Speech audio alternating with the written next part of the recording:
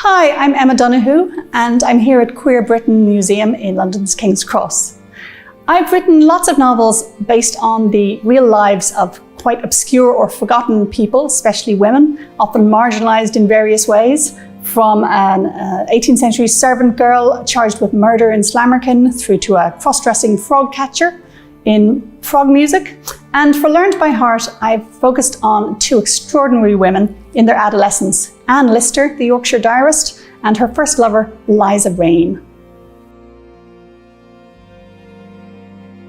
In 1990, I walked into a bookshop in Cambridge to get out of the rain, and I found Helena Whitbread's first groundbreaking volume of excerpts from the Anne Lister diaries, I Know My Own Heart, and it changed my life. I found myself writing my first non-fiction book to work out what Anne Lister could possibly have read to give herself this confident lesbian identity, circa 1817, and I wrote my first play, an adaptation of Helena's collection of excerpts.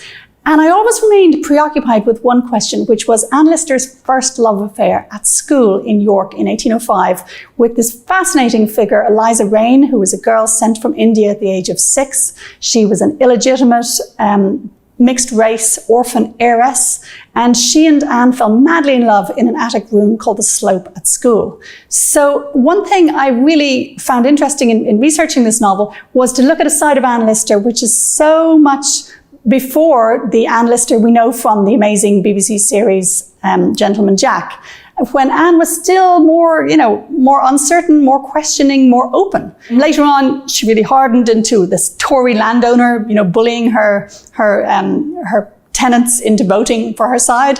But at 14, she was a bit more playful and experimental, and she just absolutely lost her heart to Eliza Raine, and it threw their lives into absolutely new directions. And Anne went on to have a dozen other lovers, and Eliza had a much more tragic fate. All the decades I was planning Learned by Heart, I thought it would be a novel about Anne Lister and Eliza Raine, probably using the perspectives of both. But the thing is, by the time I got around to writing it, Anne Lister had become quite a well-loved figure in popular culture, quite familiar to us. And the one who was fascinating me most was Eliza Raine, because she's been criminally neglected. There's so little known about her life, and so little attention has been paid to this unique outsider perspective on Regency society. This mixed-race heiress who was in some ways so high status and in other ways so completely downtrodden in early 19th century British society. So the book ended up being entirely from the perspective of Eliza Raine, because I just felt it was so urgent to bring her into the light.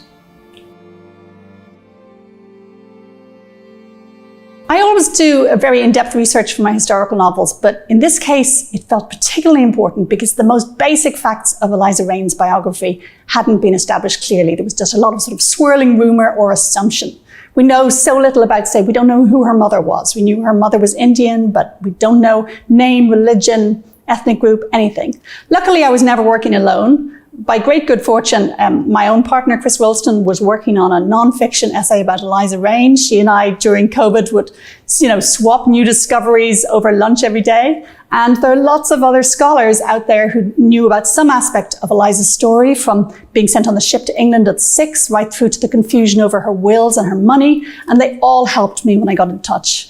On Twitter, I DM'd a genealogist, San Ricken, and she spent the next year answering my queries. It was just an extraordinary kind of collaboration, and she managed to establish reliable histories for everything from Eliza's Yorkshire relatives to her individual schoolmates and teachers. So there are many entire scenes in the book based on some tiny little fact that San Ricken dug up, like about one of Eliza's schoolmates who, as a child, fell over a cliff and broke her arm. So this book is in some ways based on crowdsourced research. I would say a main source is about 100 letters from Anne Lister and from Eliza Raine and from their friends talking about them. And unlike the Lister diaries, these have not all been transcribed. So I basically begged a group of volunteer code breakers to help me. So about 14 of them transcribed 100 of these letters just for me, and so I couldn't have written the book without them.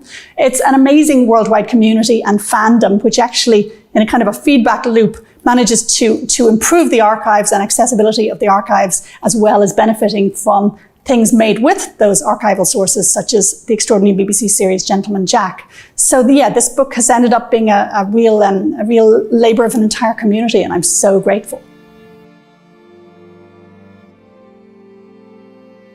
There were lots of surprise findings in the research that I did with the help of all these other scholars. Eliza, it turns out, got to England at 7, so really early, long before we knew. So she was really thoroughly Englished. The paradox is that she was culturally completely English and so cut off from her Indian side, not in touch with any of her mother's family, really horribly isolated from her Indian background. And yet she was in this paradoxical position in York of being, one of the only brown faces around town. So I found that really interesting. There's also a fascinating moment after Anne Lister had, gradually dumped Eliza Raine, when Eliza really decided she was madly in love with this particular man, and kept writing to Anne to try and sort of rouse Anne's jealousy by telling her about it. Something else I found intriguing is that after Eliza had been in the asylum for a long time, Anne Lister really tried to set herself up as the heir to inherit Eliza's fortune. She actually told her lawyer to, if Eliza dies first, claim her fortune for me. That's something I hadn't known before. So there were many surprises as I went along, and more and more I got fascinated by Eliza as this very fresh perspective on society. And she was, mentally really intriguing, because you can see signs of that mental illness, whatever it was, coming in early. You can see instability, but you can also see that she's intelligent and witty and emotional and a good writer. Of the two main characters in my new novel, Learned by Heart, Anne Lister is the obvious rebel, right? She dressed in a very mannish way, always in black once she was an adult, and very mannishly cut clothes, and she'd stride around Yorkshire and was routinely mocked by the locals in person, catcalled by prostitutes in the street. She'd be mocked as a man in the newspapers. And we can see her breaking those rules. She got involved in things like running coal mines, and she traveled to areas that European women hadn't been to before. So she's a really obvious, breaker of gender rules for one thing, and breaker of other rules. But Eliza Raine, in her own way, was an extraordinarily rebellious figure too, because you'd expect her to be kind of cowed by the fact that she was, illegitimate, but she only mentions that once in all her letters. She only mentions being a woman of colour once, and that's the phrase she used, a lady of colour. But most of the time she just ignored those aspects of her pedigree and acted like the high status, fortune in the bank young lady that she was. So even at times when, looking at her storyline, she sounds quite isolated and vulnerable.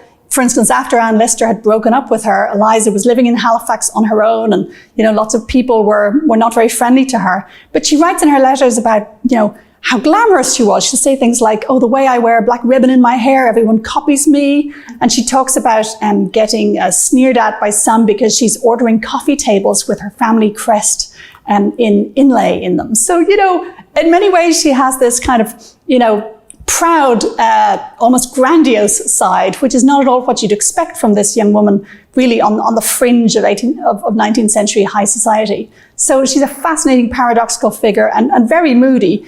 You can see sometimes she's, feels like queen of the coop, and the next minute she's saying, "Oh, nobody would miss me if I died." So really, in her own femme way, Eliza Raine was quite as rebellious as her lover, Anne Lister.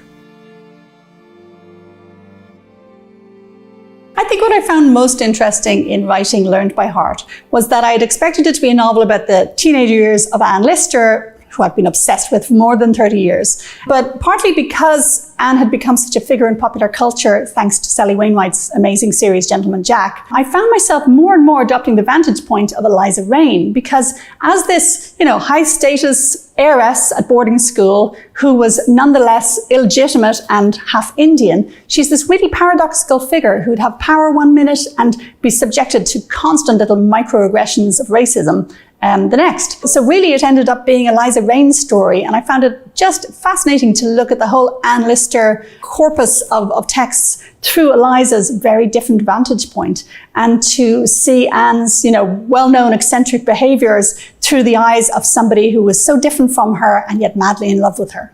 Thanks for listening. I hope you found it interesting. I hope you enjoy Learned by Heart, and goodbye, and keep reading.